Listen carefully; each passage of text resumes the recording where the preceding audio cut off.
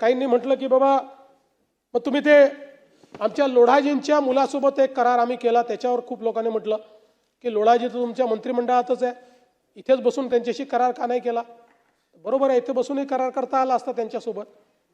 पहिली गोष्ट तर आपल्यालाही कल्पना आहे की त्यांचे जे सुपुत्र आहेत हे काही केवळ त्यांचे सुपुत्र नाही, महाराष्ट्रातले आणि देशातले एक लीडिंग उद्योजक आहेत. यांच्यासोबत कशाचा करार आपण केलाय? आपण 1,00,000 कोटीचा करार केलाय FDIचं गुंतवणूक इन डेटा सेंटर. आणि गुंतवणूक कोण करणार आहे? लोढांचं काम काय आहे? लोढांचं काम आहे जागा आणि सगळ्या व्यवस्था करणं, म्हणजे इलेक्ट्रिसिटी आणणं, पाणी आणणं, हे त्यांचं काम आहे.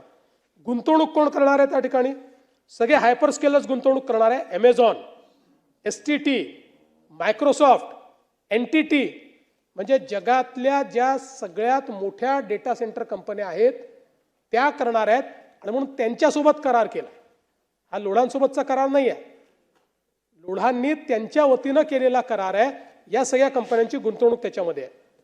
एक पंचशीलचा देखील या ठिकाणी उल्लेख झाला.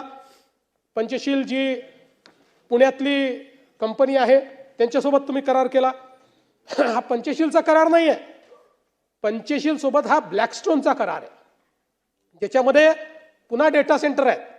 Amazon, मायक्रोसॉफ्ट, गुगल, मेटा आणि ओरॅकल हे गुंतवणूक त्या ठिकाणी करणार आहेत. आणि मग रहेजासोबत एक करार झाला ज्याच्यामध्ये GIC सिंगापूर आणि वॉर्बक पिंक्स हे त्या ठिकाणी गुंतवणूक करणार आहे. त्यामुळे मला असं वाटतं की हे समजून न घेता जी काही टीका केली जाते की जणू काही आम्ही फिरायलाच त्या ठिकाणी गेलो आणि आता काहीतरी करायचं म्हणून काही कागदांवर सह्या करून आलो, असं नाही आहे.